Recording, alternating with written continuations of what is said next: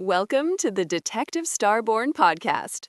Hello, dear listeners. We're thrilled to have you back in the world of mysterious crimes and detective stories. Before we begin, we have a small request. If you enjoy what we do, please subscribe to our podcast and hit that like button. Your support really helps us grow and create even more interesting stories for you. Just a reminder, new episodes come out every single day, so make sure you don't miss out. We can't wait to share today's incredible case with you. Now, let's dive into today's story. You know, Emma, there are cold cases that chill you because of the violence involved, and then there are cases that haunt you because of the sheer agonizing duration of the mystery, the not knowing.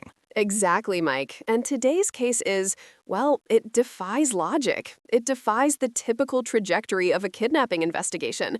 We are talking about a timeline that stretches over 70 years. 70 years? That's a lifetime, literally. It is. We are looking at the disappearance of Luis Albino. This is a story that begins in the post-war boom of 1951 in Oakland, California, and it doesn't resolve until 2024. That is absolutely mind-bending. Usually if a child is taken, the statistics, and I hate quoting these statistics because they are so grim, but they usually suggest a resolution, tragic or otherwise, within 48 hours. Right, the first 48. But this is an odyssey. It's a story about a mother's intuition that defied all evidence, a brother's lifelong guilt, and the strange invisible threads of DNA that eventually rewrite history. I've heard snippets of this, but I want to get into the weeds. I want to understand the mechanics of how a child just vanishes in broad daylight in 1951. Then let's transport ourselves back. Set the scene. It's West Oakland, February 21st, 1951. Okay, so we're talking the post-war era. The American dream is in full swing. Precisely. It's a Wednesday afternoon, mild weather, the world is feeling optimistic. And in this specific neighborhood, we have the Albino family. They are relatively new arrivals to the mainland, having moved from Puerto Rico just a year prior. So they are still acclimating. Very much so. They are part of that wave of immigration seeking better opportunities. But you have to understand the cultural isolation that can come with that. They speak Spanish at home. The children, Luis, who is 6, and his older brother, Roger, who is 10, are still picking up English in school. That detail feels important. The language barrier. It creates a sort of bubble around them, doesn't it? It does. And on this particular afternoon, that bubble is about to be pierced. The boys are at a neighborhood park on Brush Street. It's a classic scene. Kids on monkey bars, playing tag, just pure, innocent Americana. Right. And in 1951, the parenting style was very different. It was be home before the streetlights come on. Parents weren't hovering like helicopters. Exactly. They had autonomy. Roger, being 10, is the de facto guardian. He's the big brother with the protective streak. Luis is described as petite, dark hair, infectious smile. He idolizes Roger. So Roger is watching Luis play in the sandbox. It sounds idyllic. It was. Until the shadows start getting long. The sun is dipping, other kids are heading home for supper, and that is when she appears. The antagonist of our story. A woman, early 30s, she's wearing a bright green bandana tied over her hair. A green bandana. That's such a vivid, specific detail. It stands out. It does. And she doesn't just grab them. This isn't a snatch and grab. It's a seduction, in the darkest sense of the word. She approaches them, and she waves. But here is the key, Mike. She speaks to them in smooth, fluent Spanish. Oh, wow. Okay, I see where you're going with this. That linguistic connection, that's a weapon. It's a masterstroke of manipulation. Roger is wary. He's 10. He has that innate something is off radar pinging. But Luis, he's 6. And suddenly, here is a woman who sounds like mom. She sounds like home. That is terrifying. Because to a child in a new country, struggling with English, hearing your native tongue is basically a safety signal. It lowers the defenses immediately. Exactly. It bypasses the stranger anxiety. She chats with them, asks their names, and then she drops the bait. If you come with me, I'll buy you some candy. The oldest trick in the book. It's almost cliche, but it works because, well, kids love candy. And remember the era. Stranger danger wasn't a slogan yet. There were no PSAs on TV telling kids not to talk to adults. It was a more polite society. You were expected to be respectful to adults. So Roger is in a bind. His gut is saying danger, but his social conditioning is saying be polite. Precisely. And the woman is smart. She doesn't wait for Roger to debate it. She takes Luis's hand. She says, "Come on, Niño, the store is just over there." Just over there. Vague. Luis jumps up. He's ready for the sweets. Roger follows. He doesn't want to be left out, but he's also anxious. They leave the park. This is the moment, the threshold. Once they leave the park, the safety net is gone. They walk a block or two. Roger notices something disturbing. The woman is walking fast. Her grip on Luis is firm, urgent, and they aren't walking toward any store Roger knows. They are heading away from the neighborhood. The pacing changes.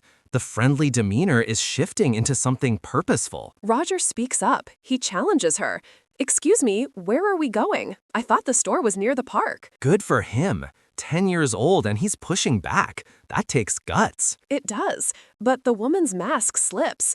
She glances back and says, curtly, "It's a little farther. Just keep coming." Just keep coming. That's chilling. That's an order, not an invitation. Roger stops. A cold prickle of fear runs through him. He sees the woman pulling Luis faster now. And here, Mike, is the decision that will haunt Roger for the rest of his life. Oh no. He realizes he can't stop her physically. He decides he needs reinforcements.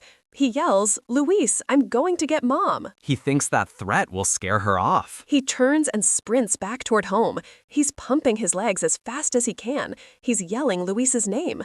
But when he looks back, they've rounded a corner. And they're gone. Roger bursts into the house. His mother, Antonia, is tidying up. She's expecting 2 hungry boys. Instead, she gets one terrified 10-year-old gasping for breath, speaking a frantic mix of Spanish and broken English. I can't even imagine the adrenaline in that room. He's blurting it out. "Lady, park, candy, took Luis." Antonia, she understands enough. "Mujer, dulces, Luis." She doesn't even take off her apron. She runs. That maternal instinct, it just overrides everything. She runs to the park, screaming Luis's name. But when she gets there, the swings are empty. The sandbox is deserted. That image, the empty swing swaying in the wind, it's the visual definition of loss. She questions people. A teenage girl on a bench says, "Yeah, I saw a woman walking off with a boy. I thought it was his mother." That assumption. It must be his mother. That is the bystander effect in action. It confirms Antonia's worst nightmare. Someone has her son. She lets out this wail. Witnesses described it as primal, just a heart-rending cry that echoed across the park. And poor Roger is standing there, crying, saying, "She took him, Mama. I'm sorry. She took him." Oh, man, the guilt. He's 10 years old. He's going to carry that sentence, "I'm sorry," for decades. Night falls. The police are called. And now we hit the second tragedy of this story, the systemic barrier. The language barrier again? Antonia speaks very little English. The Oakland PD in 1951, not exactly diverse. Few Spanish-speaking officers. So who has to translate? Don't tell me it's Roger. It's Roger. The traumatized 10-year-old has to translate his mother's panic and explain the crime to skeptical police officers. That is a failure of the system. Putting that weight on a child who just witnessed a kidnapping? And the police are skeptical. You have to remember, stranger abductions were considered exceedingly rare. The officers are wondering, is this kid making up a story?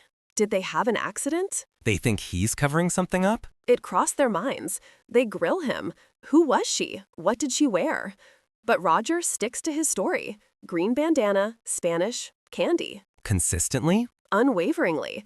And one officer looks around the modest home, sees the photos of Luis grinning, and realizes, okay, this is real. A boy is gone. So the search begins. It's massive. To their credit, once they realized the gravity, they mobilized. Citywide search. Soldiers from a nearby army base volunteered. Coast Guard boats patrolling the bay. Why the bay? The park wasn't far from the water. The police theory, the logical theory, was that Luis wandered off and fell in.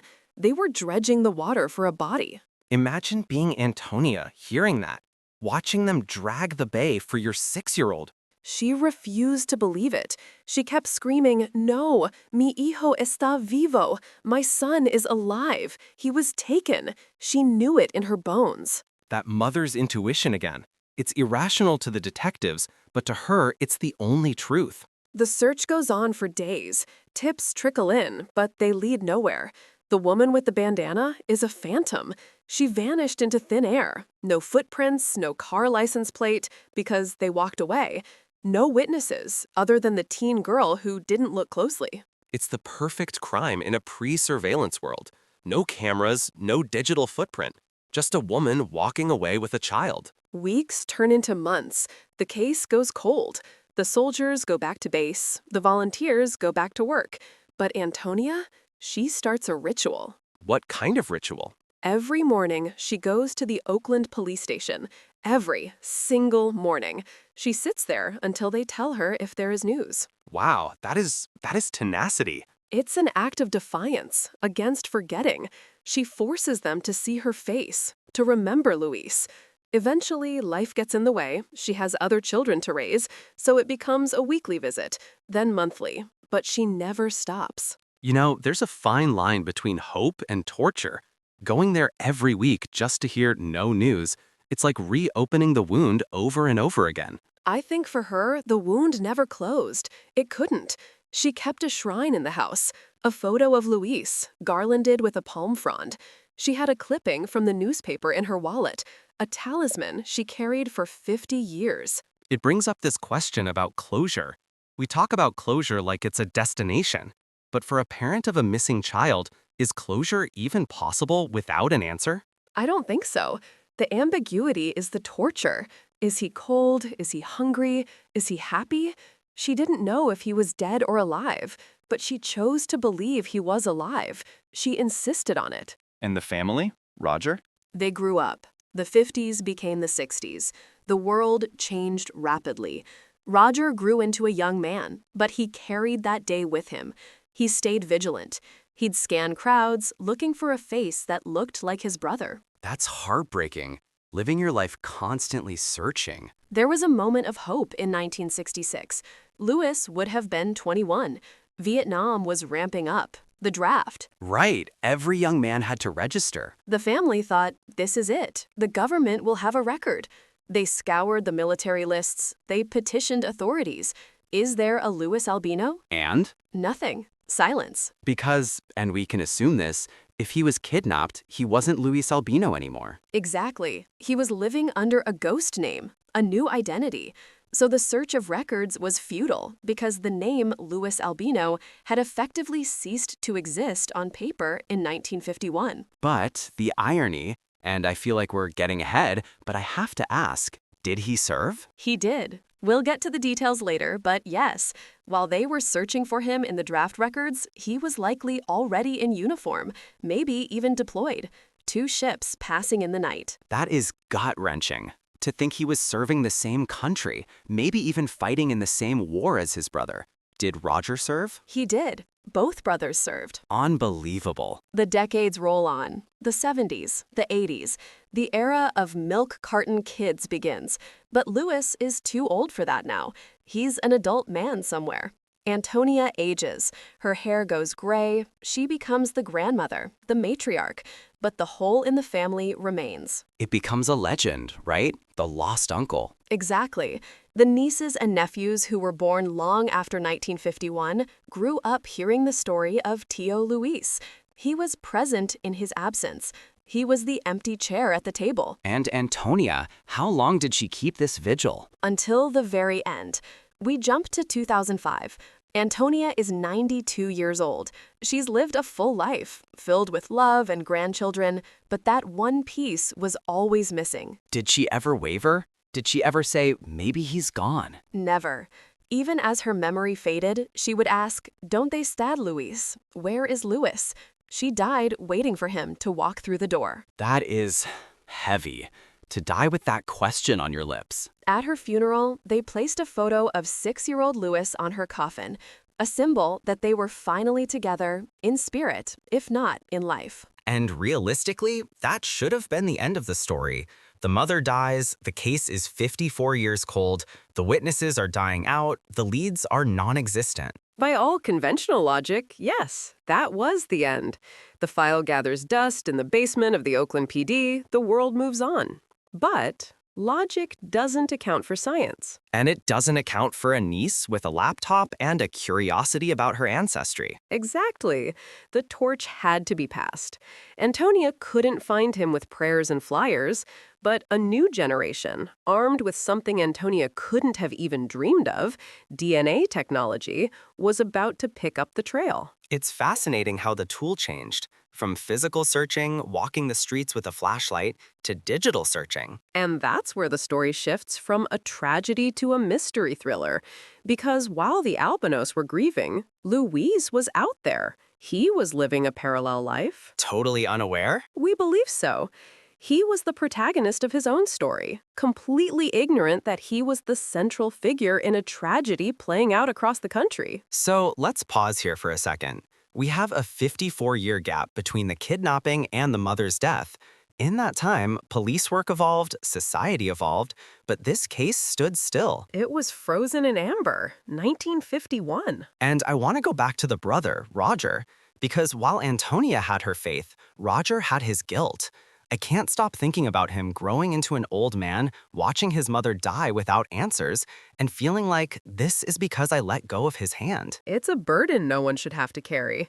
And when Antonia died, Roger probably thought, well, that's it. We failed her. But they didn't. No, they didn't. But to understand how the miracle happened, we have to look at the other side of the coin. We have to look at what happened to Luis. The boy on the plane. Yes, because while Antonia was screaming in the park, that woman in the green bandana was moving fast. She didn't just take him to a house in Oakland. She took him to an airport. In 1951, taking a kidnapped kid on a plane? It was a different world. No TSA, no ID checks for kids. If she said, "This is my son," nobody questioned it. So she flies him where? The East Coast, clear across the continent. Talk about severing ties. That's 3,000 miles. It's the ultimate separation. Geography, culture, language. Everything he knew was erased in a matter of hours. Do we know if he was sold? Was this a black market adoption? That is the prevailing theory. We'll dig deeper into the mechanics of that in a bit, but it seems he was placed with a couple who raised him as their own. And this brings up the nature versus nurture debate. He's raised by strangers, likely speaking English now, forgetting his Spanish. Does he remember the park? Does he remember Roger? That is the great mystery of the human mind. Trauma often forces us to forget in order to survive. A 6-year-old is malleable. If the new parents say, "We are your mommy and daddy now," and they treat him well, he adapts. It's survival. Exactly. So Louis grows up. He becomes an East Coast kid. He plays ball, he goes to school. He has no idea that on the other side of the country, a candle is being lit for him every single day. It's almost like a Greek tragedy. 2 lives running parallel, separated by a lie. And it would take a global pandemic, a bored niece, and a spit tube to finally bridge that gap. I love that. A spit tube. It sounds so unglamorous, but it changed everything. It really did. But before we get to the DNA breakthrough, I want to linger on the cold case aspect a bit more, because I think it's important to honor the frustration of the investigation. Right. The police got a lot of flack in these old cases, and often rightfully so. But looking at the file, they didn't just sit on their hands initially. No, they didn't. They really tried. But they were limited by the technology of the time. No Amber Alerts, no national database. If a kid goes missing in California and shows up in New York, unless someone connects the dots manually via teletype or mail, there is no connection. It's looking for a needle in a haystack, but the haystack is the entire United States, and you're doing it in the dark. Exactly. And the green bandana woman, let's call her that, she was a ghost. She knew exactly what she was doing. The description Roger gave, she seemed to know how to talk to kids. That suggests experience or predation. It suggests she might have done this before, or at least she planned it meticulously. This wasn't a crime of opportunity. She was hunting. That makes my skin crawl. It should. She watched them. She waited. She isolated the target. It was predatory in the truest sense. And the fact that she targeted an immigrant family, maybe she thought they would be less likely to go to the police or less likely to be understood? It's highly probable. Predators often look for vulnerabilities. The language barrier was a vulnerability. The fact that they were new to the neighborhood was a vulnerability. It's calculated cruelty. It is. And yet, despite her calculated cruelty, she failed in one regard. What's that? She didn't count on the Albino family's stubbornness. She stole the boy, but she couldn't steal their memory of him. That's beautiful. She couldn't sever the bond. No. And that bond is what leads us to Alida Aliquin, The niece. the niece, the hero of the modern chapter. She's 63 years old in 2020. She's sitting at home, like all of us were during the pandemic, probably bored, looking for a project. Let's do a DNA test, just for fun. How many times have we heard that start a revolution in a family tree? Millions of people did it. For most, you find out you're 12% Irish and you have a third cousin in Ohio. For Alida, she opens her results and sees a match. 22% share DNA. Whoa, okay, break that down for the listeners. 22% isn't just we might be related. No, 25% is a grandparent, a grandchild, a half-sibling, or an aunt or uncle. 22% falls squarely in that uncle range. So she sees this number, and she sees a name she doesn't recognize. Right, a man's name, unknown to the family. Her heart must have stopped. She Knew knew the legend. She knew about Tio Luis. And suddenly, the math is staring her in the face. This stranger shares as much DNA with me as my own grandmother would. But it's 2020. The trail has been cold for 69 years at that point. She reaches out. She sends a message. Hello, I think we're related. Do you know anyone from Puerto Rico? And? Crickets. No way. He didn't reply? Not initially. No answer. That is agonizing. You have the key in your hand and the lock is jammed. It happens all the time on these sites. People take the test and forget about it, or they see a message from a stranger and think it's a scam. So she sits on this secret for years. 4 years, from 2020 to 2024. It gnawed at her. I bet. It's the what if. Finally, in early 2024, she decides she can't let it go. She enlists her daughters. It becomes a multi-generational detective squad. I love that. The women of the family taking charge. They go to the library, the Oakland Public Library. They pull the microfilm. Old school. They need proof. They find the article from 1951.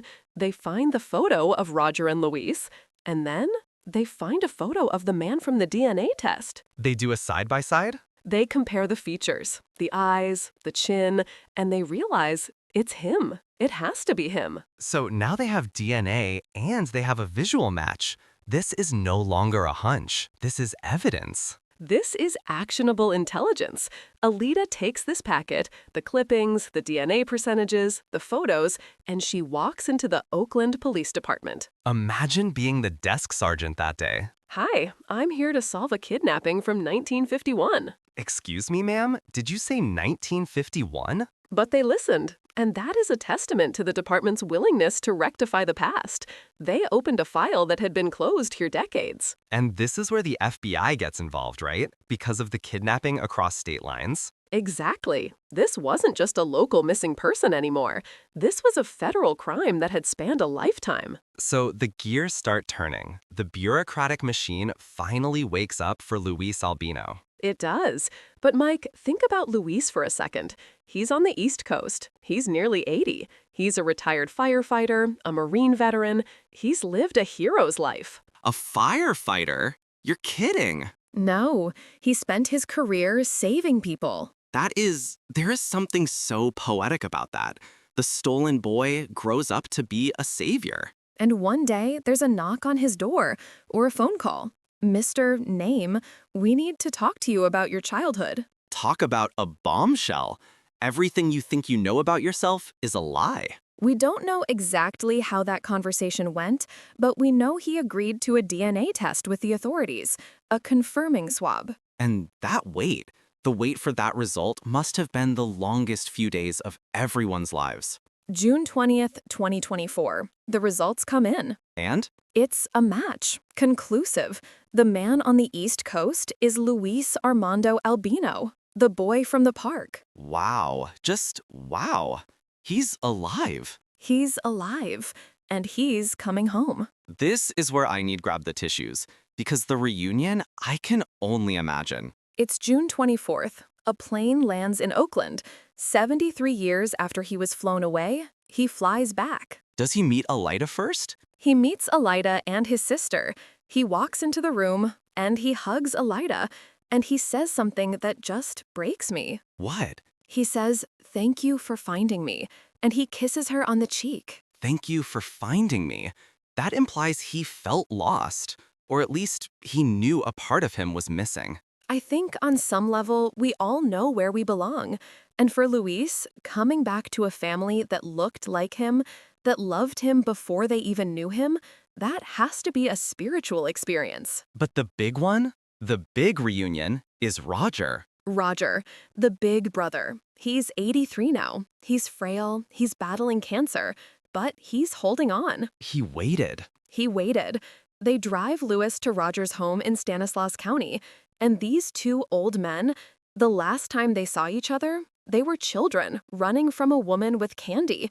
Now they are grandfathers. They stand face to face. And they hug, a long, tight embrace. They didn't let go. 73 years of, I'm sorry and I missed you, communicated in one hug. They sat and talked. They compared their lives. They talked about their service, both veterans. They realized they had lived parallel lives of service. Did Roger get peace? I believe he did, because tragically, Roger passed away just a few months later, in August. Oh, no. It's bittersweet. But think about it, Mike. He held on. He defied the odds and his own health just long enough to see his brother one last time, to know that Luis was okay. He could finally put down the burden. The watch was over. Exactly. He died knowing he hadn't lost his brother forever. That is the definition of a miracle. But Emma, we still have so many questions. The woman, the adoptive parents, the why. We do. And that is what we are going to explore in part 2. Because finding Luis is only half the story. Understanding the crime, the mechanism of the abduction, the life he led, and the dark underbelly of mid-century adoptions, that is a whole other investigation. I want to know about the woman in the bandana. Someone has to know something. We'll dig into the profiles of kidnappers from that era, the black market baby rings, and the lingering questions that the FBI is still keeping open. I can't wait. This story is far from over. It certainly isn't. Join us next time as we peel back the layers of Luis Albino's hidden life and the hunt for justice that continues even today. Until then, stay curious. And stay safe. See you in part 2. We have to look at the profile. In 1951, the concept of a kidnapper was radically different from what we see in modern procedural dramas. Right. Today, we think of non-custodial parental abductions or, God forbid, predators looking to harm a child immediately. But this was something else entirely. This was acquisition. Precisely, Mike. Acquisition. That is the chilling word that fits here. Because the woman in the green bandana wasn't acting on impulse. The way she approached Roger and Luis, the specificity of it, she spoke Spanish. She targeted a demographic that might be less likely to go to the police immediately, or so she might have thought. And the candy lore. It's the oldest trick in the book, but in 1951, it wasn't a cliché yet. It was just a nice lady offering sweets. But Emma, let's go back to the logistics. You mentioned black market baby rings earlier. How does a woman snatch a 6-year-old from a park in West Oakland and just vanish? She didn't just vanish into a car, Mike. She vanished into the sky. What? This is one of the most jarring details of the investigation that came out later. She didn't drive him 2 towns over. She took Luis to an airport. No way. In 1951? Yes, and you have to contextualize the era. Commercial aviation was in its golden age, but it was also the Wild West in terms of security. There was no TSA, no metal detectors, no ID checks for domestic flights. So she just walks up to a ticket counter? Walks up to a counter, cash in hand, buys 2 tickets. This is my son, he's a little cranky. And that's it. They walk onto the tarmac, up the stairs, and into the cabin. That is terrifying. Just imagine the psychology of that for a second. You're 6 years old. You've probably never seen an airplane up close, let alone been on one. You're a poor kid from an immigrant family. The sensory overload alone. It would be overwhelming. And remember, Luis was smart, but he was 6. If she threatened him or manipulated him, your mom is waiting for us in New York. Or if you cry, the police will take you to jail. A child that age freezes. It's a survival response. Compliance. Exactly. Compliance through confusion and fear. So, as the engines roar and Oakland fades beneath the clouds, Antonia is running through the streets screaming his name. But Luis is already hundreds of miles away, crossing the continental United States. Where did they land? Do we know? The East Coast. The specific city remains somewhat protected for privacy, but we know it was a completely different world. Different weather, different culture, and crucially, a different language environment. Because he spoke Spanish. Almost exclusively. And suddenly he's thrust into an English-speaking world. That isolation is a tool for the abductor. If you can't communicate with the people around you, you become entirely dependent on the one person who speaks your language, the kidnapper. That creates a bond, a trauma bond. It does. Stockholm Syndrome is a complex term, but elements of it apply here. He had to rely on her to survive. Now, here is where the story shifts from a kidnapping to something structurally systemic.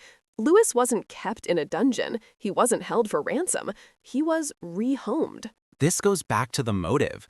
You don't steal a child to raise them if you're a solo operator usually. You steal them to sell them. Or to fulfill a desperate desire for a child that you can't have. We know Luis ended up with a couple, a man and a woman, who raised him as their own. Okay, but Emma, are we buying that this couple was innocent? That is the debate of the century in cases like this. I mean, come on. A woman shows up with a 6-year-old boy who speaks only Spanish, has no birth certificate, and you just say, oh, thanks, we'll keep him. It sounds implausible to us now, but in the early 50s, adoption regulation was incredibly porous. Informal adoptions were common. My cousin in California can't take care of her boy. Can you take him? That kind of thing happened. So you think they might have been duped? It is a possibility we have to entertain. They might have been told he was an orphan or abandoned. Or they paid a fee to a facilitator, the woman in the bandana, and chose not to ask too many questions because they got the son they wanted. Willful ignorance. Precisely. And that willful ignorance cost a mother in Oakland her entire life's peace. Let's talk about that mother, Antonia, because while Luis is being assimilated into this new East Coast life, new name, new school, probably being told his old life was a dream or a lie, Antonia is back in California living a nightmare. She is the anchor of this entire story, Mike. Without Antonia Albino, Luis is just a statistic. She refused to let him become a statistic. The document mentions she went to the police station daily? Daily. Imagine the sheer fortitude that takes. You don't speak the language well. You are a woman of color in 1951 walking into a police precinct dominated by white men demanding they find your son. That's intimidating as hell. It's heroic. She would bring Roger or a neighbor to translate. Noticias? Noticias? Any news? And every day, nothing. And the police? Look, I don't want to bash the cops of 1951 too hard. They didn't have the internet or Amber Alerts, but did they actually try? They did. Initially, they dragged the bay. They searched the neighborhood. But you know how it goes. The resource allocation curve drops off a cliff after 48 hours. Right, the cooling off period. And when they found nothing in the water, the assumption shifted. They didn't have a body, so they didn't have a murder investigation. They didn't have a ransom note, so they didn't have a standard kidnapping. It fell into the cracks. The cold case drawer. The deepest, darkest drawer. But Antonia didn't let it stay there. She turned her home into a shrine, not a mausoleum, but a lighthouse. The photo of Luis with the palm frond, that is a powerful image. It's almost religious. It was religious. She was bargaining with God. I will keep his face visible, you keep him alive. And she had this intuition, Mike. Maternal intuition is often dismissed as sentimentality, but in this case, it was a biological compass. She screamed at the police when they said he drowned. No, mi hijo está vivo. My son is alive. And she was right. She was 100% right. But the tragedy is that while she's praying, Luis is forgetting. That's the heartbreaking science of memory. Infantile amnesia usually clears the slate before age 3 or 4, but Luis was 6. He had memories. But memory is reconstructive. If you are placed in a new environment and the people you trust, your new parents, tell you, no, that didn't happen, or you're imagining that, the brain rewrites the script to reduce cognitive dissonance. Gaslighting. Essentially, yes. Whether malicious or protective, it's gaslighting. He likely forgot the Spanish. He forgot the layout of the park. He might have retained flashes, a smell, a feeling of a brother, but they would feel like dreams. So he grows up. He becomes an American teenager on the East Coast. And this part, Emma, this part blew my mind. The Vietnam connection. The irony here is heavy enough to crush you. Break it down. Okay, so it's 1966, Luis is 21, Antonia and the family in Oakland, they have this resurgence of hope. They think, if he's alive, he's a man now, the Vietnam War is ramping up, he has to register for the draft. Smart. It's a federal record. It's incredibly smart investigative work for a family with no resources. They petition the government, they scour the lists, they're looking for Luis Armando Albino. But he's not Luis Armando Albino anymore. No, he's redacted name. But here is the kicker. He was there. He wasn't just on a list, he was in the jungle. He joined the Marine Corps. He was a Marine, 2 tours in Vietnam. So at the exact moment his brother and mother are looking at military records hoping to find him, he is literally serving in the United States military, wearing dog tags with a different name. They were ships passing in the night, separated by a surname. That kills me. It just kills me. They were so close, conceptually, but a million miles away bureaucratically. And think about Luis's life. He survives 2 tours in Vietnam. That's not a small feat. He comes back, and what does he do? He becomes a firefighter. A hero profession. Exactly. This is a man of character. He saves lives. He runs into burning buildings. He builds a family. He's a grandfather. He is living a good life by every metric. Which makes the kidnapping complicated. Because if he had been taken and thrown into a life of misery, we'd feel rage. But he was taken and lived a life of service and love. It doesn't make it right. It's still a crime. But it adds this layer of moral complexity. It does. It forces us to ask, is the crime the act of taking or the act of withholding the truth? Because the withholding continued for decades. Yeah, and then Antonia dies. 2005. She's 92 years old. She never knew. She died with the question on her lips. Where is Louise? Imagine the weight of that unresolved grief carried for 54 years. The funeral, the document says they put a picture of 6-year-old Louise on her coffin. That destroys me. It's like she was taking him with her. Or refusing to leave him behind. But here is where the story should have ended, Mike. In 99% of these cases, when the matriarch dies, the search dies. The energy dissipates. The next generation has their own lives, their own problems. The missing uncle becomes a myth, a campfire story. The legend of the lost boy. Exactly. But the Albino family, they are built different. And the world changed. Technology caught up to their persistence. Enter Alida. Alida Alakin, Antonia's granddaughter. She's 63 years old in 2020. She wasn't even born when Louise was taken. But she inherited the trauma. She inherited the mission. Intergenerational trauma is real, but so is intergenerational resilience. She grew up seeing that photo. She grew up seeing her grandmother cry. It was imprinted on her. So it's 2020. The world shuts down. COVID. We're all stuck at home, baking sourdough And spitting into tubes. Right, the DNA ancestry craze. Alita decides to take a test. She says it was just for fun. Just for fun is how so many of these earth-shattering discoveries start. She wasn't expecting to solve a cold case. She probably wanted to see her ethnicity estimates, find some distant cousins in Puerto Rico. She sends it off, checks the website a few weeks later, And and the algorithm spits back a number that defies explanation. Okay, for the listeners who aren't genetic genealogists, break that down. 22% is a lot, right? it's massive. You share about 50% with a parent or child. You share about 25% with a grandparent, a grandchild, or a half-sibling. Or an uncle or uncle. So 22% falls right in that uncle pocket. It's the sweet spot. It's too high for a first cousin, which is usually around 12%. It's way too high for a second cousin.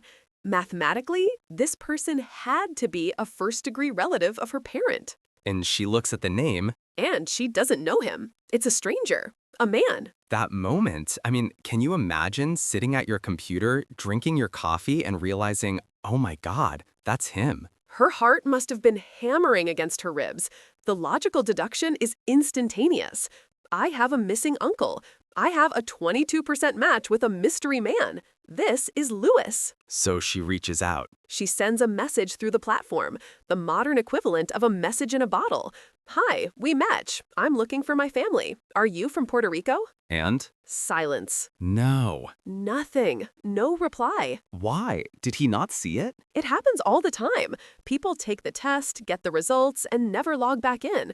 Or they see a message from a stranger claiming to be family and think, scam. Or, and this is crucial, Luis didn't know he was missing. Right. If someone messages me saying, I'm your niece, I'd say, no, you're not. I know all my nieces. Exactly. If he saw it, he might have dismissed it as a glitch. So the trail goes cold again. For 4 years? 4 years, from 2020 to 2024. The answer was sitting in a database, but the connection hadn't been made in the real world. That is agonizing to be that close. But Alita didn't let it go. It gnawed at her, and in early 2024, she decided to stop waiting for a reply and start hunting. She went full detective mode. She enlisted her daughters. This became a 3-generation operation. They went to the Oakland Public Library. Old school, microfilm. Microfilm. There is something so poetic about that. Using 1951 technology, microfilm of the Oakland Tribune, to verify a 2024 DNA lead. They pulled the articles, they found the photo of Roger and Luis. And they started digging into the mystery man's online footprint. They found him. They found pictures of him today. And they compared the faces. Did they look alike? Family resemblance is a stubborn thing, Mike. It persists through time. They saw the eyes, they saw the smile, they knew. So they have the DNA, they have the photo match, but they're just civilians. They need the heavy hitters. They went to the Oakland police. Now picture the intake officer's face. A woman walks in and says, I solved the 1951 albino kidnapping case. Yeah, sure, lady. Take a number. Probably, but she laid it out. She had the receipts, she had the percentages, she had the photos. And to the credit of the Oakland PD, they didn't dismiss her. They looked at the file. They saw an open missing persons case from 73 years ago, and they realized this is credible. This is the moment the gears of the machine finally catch. Yes, but now the stakes change. It's not just an ancestry search anymore. Now it's a federal kidnapping investigation. The FBI gets involved. Because he crossed state lines. Correct, the Lindbergh Law. This is federal jurisdiction. But more importantly, they have to make contact. They can't just send a Facebook message. They have to knock on a door. Imagine that knock. You're nearly 80 years old. You're a retired firefighter. You're watching the ball game. And the FBI is at your door telling you your entire life is a lie. It's ontological shock. It shatters your reality. You aren't who you think you are. Your parents weren't your parents. You were stolen from a park in 1951. How do you even process that? I don't think you process it instantly. You deny it. You have to. But then they ask for a swab. just to be sure. And he agreed? He did, and that speaks to his character again. He was open to the truth, even if it was terrifying. He gave the sample. And they compared it to Roger, or the sister? They compared it to his sister, Alita's mother. And the result came back? June 20, 2024. The results are in. Match. Conclusive match. It wasn't a probability anymore. It was a fact. The man on the East Coast was Luis Armando Albino. Wow. Just wow. I'm getting goosebumps thinking about Alita getting that call. She described it as ecstatic. She and her mother just crying, holding each other. We found him. But finding him is just step one. Step two is meeting him. And time was of the essence. Roger was still alive, but his health was failing. He was 83. He had been waiting for this moment since he was 10 years old. The clock was ticking. It was. So 4 days later, June 24th, Luis gets on a plane. Another plane. The last time he was on a plane, he was being stolen from his family. This time, he was flying back to them. That symmetry is beautiful. He lands in Oakland. The FBI escorts him. They take him to a family home, and he walks through the door. Alita is there. Alita is there. And remember, she's the catalyst. He walks up to her, this stranger who changed his life, hugs her, kisses her cheek, and says, "Thank you for finding me." Thank you for finding me. That implies he felt lost, even if he didn't know it. I think we all have a sense of where we belong, and when the missing piece snaps into place, you feel the relief of a tension you didn't know you were carrying. But the main event was the next day. Roger. Roger lived in Stanislaus County. They drove out to see him. The big brother who let go of his hand. The brother who ran for help. The brother who carried the guilt. They pull up to the house. Luis gets out. Roger comes out. Two old men. 80 years of life between them. What happened? They didn't need words. They just embraced. A long, tight hug. Witnesses said they just held on. In that clinch, 73 years of pain just evaporated. That is the definition of redemption. Roger got his miracle. He did. They sat and talked. They shared stories. They discovered they were both veterans. They discovered they had lived parallel lives of service. It was a closing of the circle. But Emma, this story has a bittersweet ending, doesn't it? It does, because life doesn't stop for happy endings. Roger died in August, just weeks after the reunion. No. Yes, he passed away. But, and this is the important part, he passed away knowing. He held on. He held on until he saw Luis, until he knew his brother was safe. He could finally rest. That's incredible. It's sad, but it's incredible. It is. But now that the emotional reunion has happened, we are left with the cold, hard reality of the crime.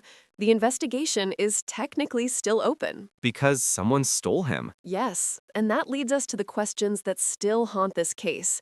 Who was she? Why did she do it? And are there others? The others part scares me. If this was a ring, how many other Luis Albinos are out there, living lives under false names? That is exactly what we need to discuss, because the mechanism of this abduction points to something organized. And while Luis is home, the truth about the Underground Railroad of baby trafficking in the 1950s is still largely buried. We need to dig into that. The Tennessee Children's Home Society, the black market. How deep does this rabbit hole go? It goes deep. And in part 3, we are going down there. We're going to look at the theories, the suspects, and the legacy of this case for the future of cold case investigations. I'm ready. I mean, my head is spinning, but I'm ready. It's a lot to process. But the takeaway for today is this. DNA doesn't lie, and hope is a powerful force. Alita proved that. She's a hero. She absolutely is. So stick with us. We've found the boy, but we haven't found the villain. Join us for part 3. You won't want to miss the conclusion of this investigation. Until then, stay curious. And stay safe. Exactly. And that rabbit hole leads us straight to a living room in the Bay Area in the year 2020. The world is in lockdown, everyone is isolated, and people are looking for connection. Enter Alita Aliquin. This is Antonia's granddaughter, right? One of the children of Luis's siblings. That's right. She's 63 years old. She's grown up her entire life with this ghost story in the family. the legend of Uncle Luis. She's seen the faded newspaper clippings. She's heard the stories about her grandmother Antonia visiting the police station every week. But by 2020, Antonia has been gone for 15 years. The trail isn't just cold, Mike. It's frozen solid. I can imagine. After 70 years, you assume the story is over. You do. But Alita, she's curious. Just for fun, and that's her quote, just for fun, she decides to take one of those commercial DNA tests. You know the ones. You spit in a tube, mail it off, and find out you're 10% Scandinavian. Right, and find out your third cousin lives in Idaho. Exactly. It's usually a novelty, so she sends it off. She's probably expecting a breakdown of her Puerto Rican heritage, maybe some distant cousins. But when the results come back, she sees something that stops her heart. What did she find? She finds a match, and not a distant one. The algorithm flags a man, a complete stranger, with a 22% DNA match. Whoa. Wait, pause. 22%? 22%. That is huge. I mean, I've looked into this stuff. First cousins are usually around 12%. 22% that's uncle territory, or half-sibling. Precisely. It's a first-degree relative range. It screams close family. Alita looks at this name on the screen, and she doesn't recognize it. It's a man's name, and he's roughly the right age to be of her parents' generation. And immediately, the lightning bolt hits. It's Louis. It has to be. Who else is missing? Who else fits that gap in the family tree? So he took a test too? He did. Or maybe one of his kids did. But the percentage suggests it was him. Somewhere on the East Coast, Louis, living under a completely different name, had apparently been curious too. So now Alita is staring at a computer screen, realizing that the uncle her grandmother mourned for half a century might be just a click away. So what does she do? Does she call him? She reaches out through the platform. She sends a message. Hello, we have a significant match. I'm trying to learn about my family. Do you have relatives from Puerto Rico? She hits send, and she waits. And? Crickets. No. Nothing. Days turn into weeks, no reply. You have to remember, Mike, a lot of people take these tests, look at the ethnicity pie chart, and never log in again. They don't check their messages. That is agonizing. You have the answer right there, but you can't reach through the screen. It's torture. And then life happens. It's 2020. The pandemic is raging. Distractions, survival mode. The lead goes cold again for 4 years. 4 years? She waited 4 years? It lingered in the back of her mind, but without a response, what could she do? She didn't want to seem crazy. But fast forward to early 2024. Alita can't shake it. That 22% is haunting her. So she decides it's time to go full detective mode. And this time, she enlists her daughters. The next generation gets involved? I love that. It's a multi-generational task force. They start digging. They take the name from the DNA site, let's call him John Doe for now, since he has a different identity, and they start scouring the internet. People finder sites, social media, obituaries, anything to link this man to the timeline.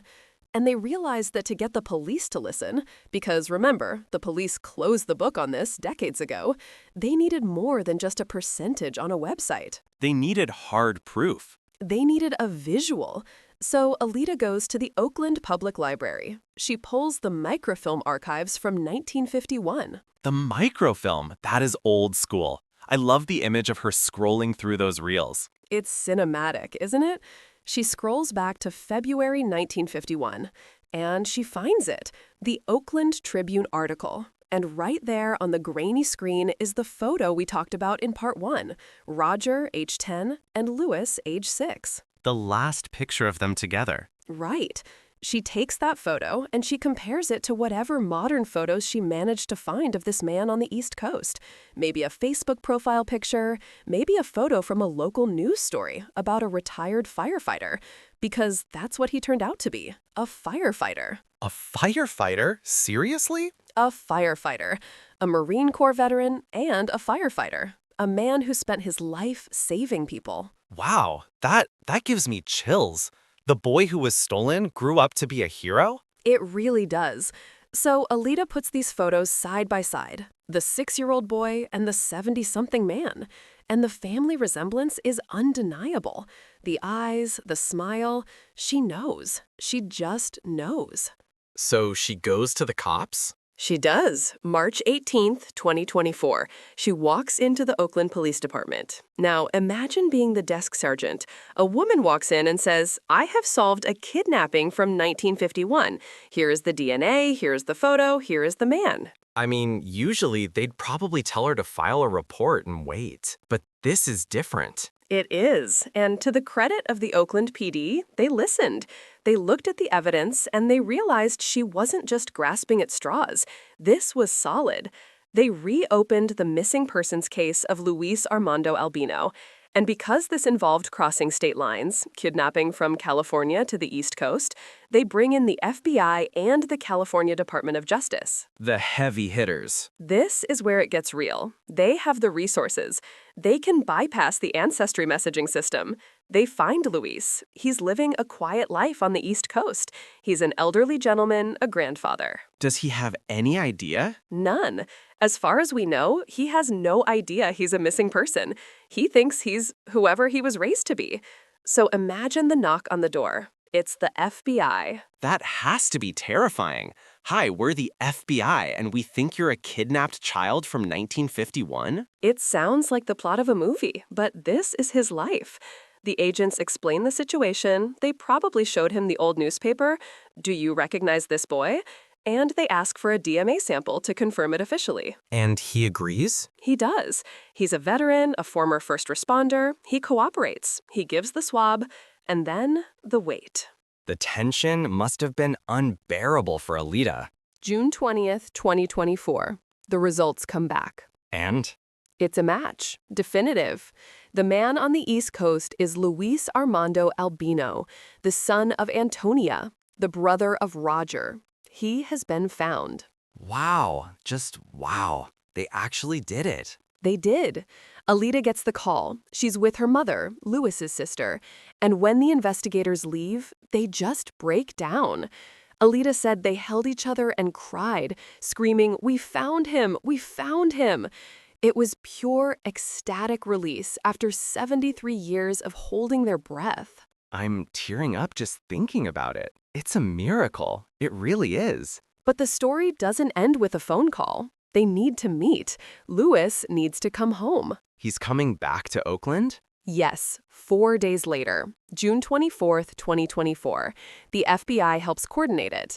Luis gets on a plane, perhaps the first time he's flown to California since that woman dragged him onto a flight in 1951. That is heavy. That is a heavy flight. He lands in Oakland. Alita and her mother are waiting.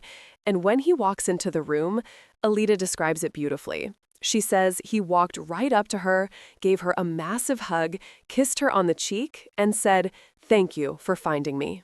Thank you for finding me. He knew. In that moment, he accepted it. He knew a piece of him had been missing, even if he didn't have the words for it before. That's incredible grace. I mean, his whole identity was just shattered, and his reaction is gratitude. It speaks volumes about his character. But there was one more meeting that had to happen. The most important one. Roger. Roger, the big brother, the last person to see him. The boy who ran home crying, "She took him, Mama."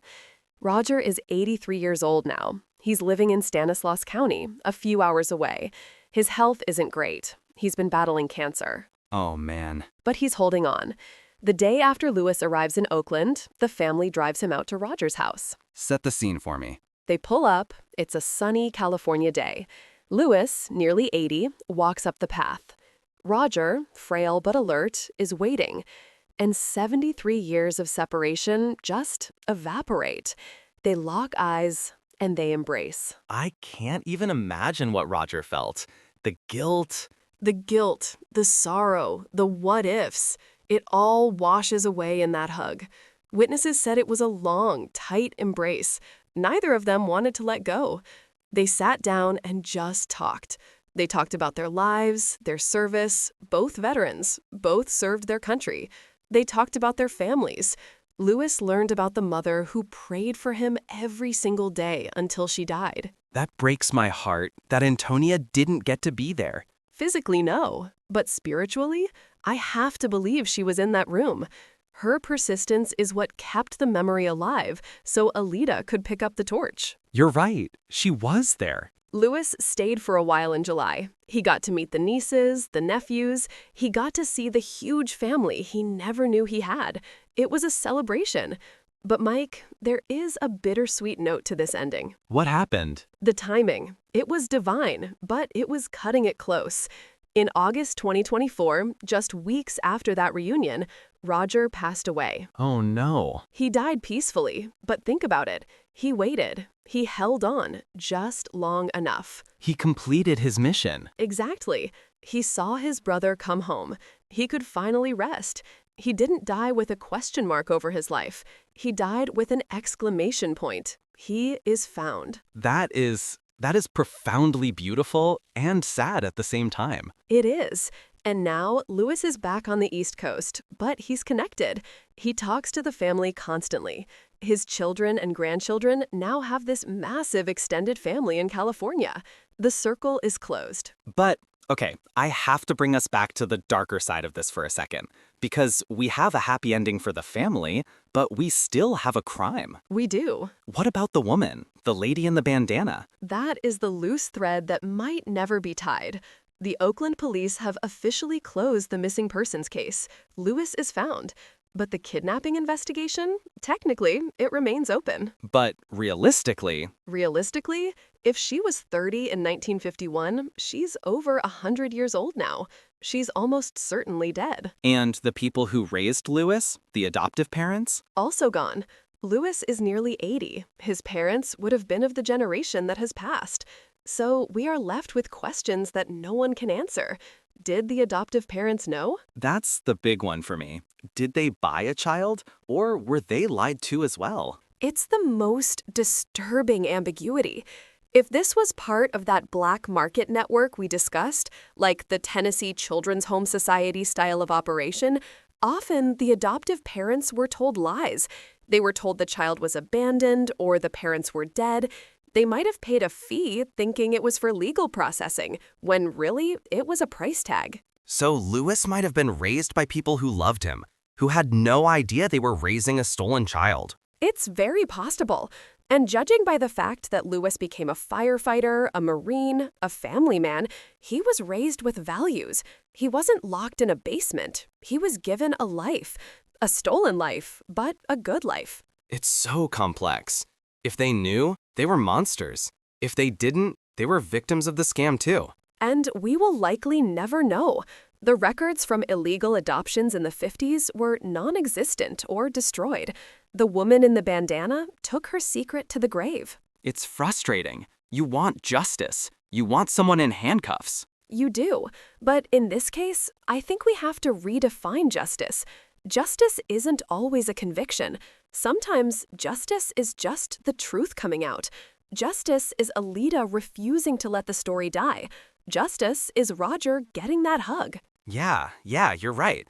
The truth is the justice here. And think about the precedent this sets. This is a 73-year-old cold case, solved, not by a detective with a magnifying glass, but by a niece with a laptop and a saliva sample. It really shows the power of DNA. I mean, if you're a criminal who did something 50 years ago, you have to be sweating now. Absolutely. DNA doesn't forget. It waits. And as more people test, more of these connections happen. Alida's story is going to inspire others. I guarantee you, someone listening to this right now is thinking about that family rumor, that missing uncle, that mystery cousin. And they should go check. They should, because Luis Albino is proof. It is literally never too late. You know, I keep thinking about Antonia, keeping that photo on the wall, the palm frond, the prayers. Hope is a powerful thing, Puck. It's easy to be cynical in our line of work. We see the worst of humanity. We see the bodies that aren't sound, the killers who get away.